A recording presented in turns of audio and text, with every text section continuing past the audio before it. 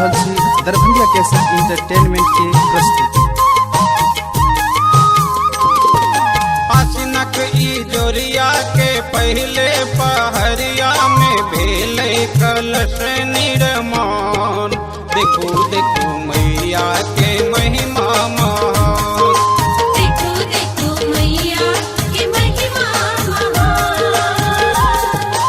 आसिनक ई जोरिया के पहले पहरिया में भेले कलश निर्माण। देखो देखो मैया के महिमा महान। देखो देखो मैया के महिमा महान। देखो देखो मैया के महिमा महान।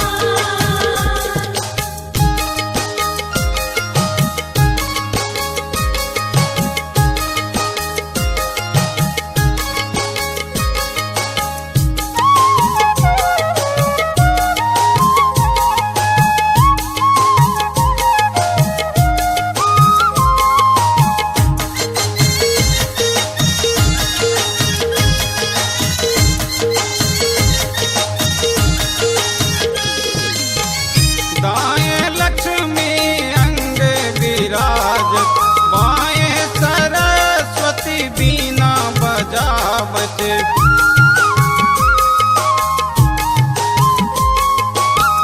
दाएं लक्ष्मी अंग विराज, बाएं सरस्वती बीना बजावत।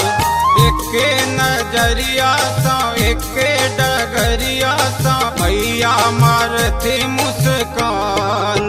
देखो देखो मैया के महिमा महान। देखो देखो मैया के महिमा महान। देखो देखो मैया के महिमा महान।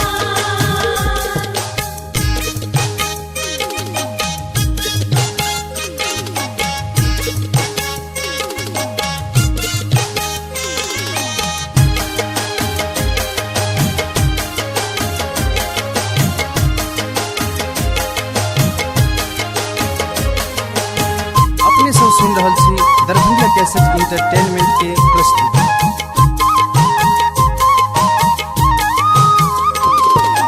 मैया के महिमा छनि अपरंपार। क्षण भर में दुष्ट करत संहार।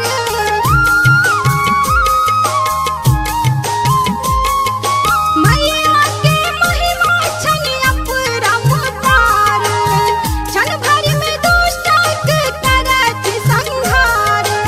एके नजरिया सा एके तलवरिया सा ललखिन महिषासुर के प्राण। देखो देखो मैया के महिमा महान।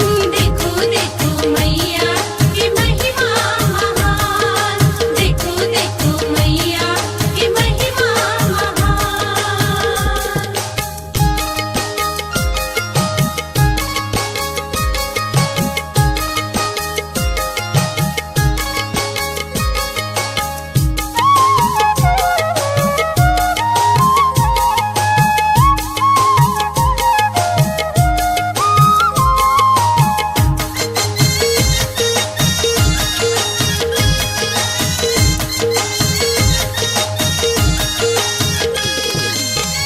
दूर ही दूर सा भक्त सब आओ, दर्शन भवानी के प्रेम सा पावल।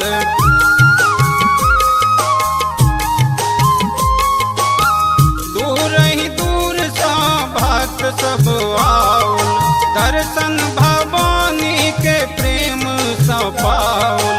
एके नजरिया सा एके अरजिया सा मैया दिलनी वरदान।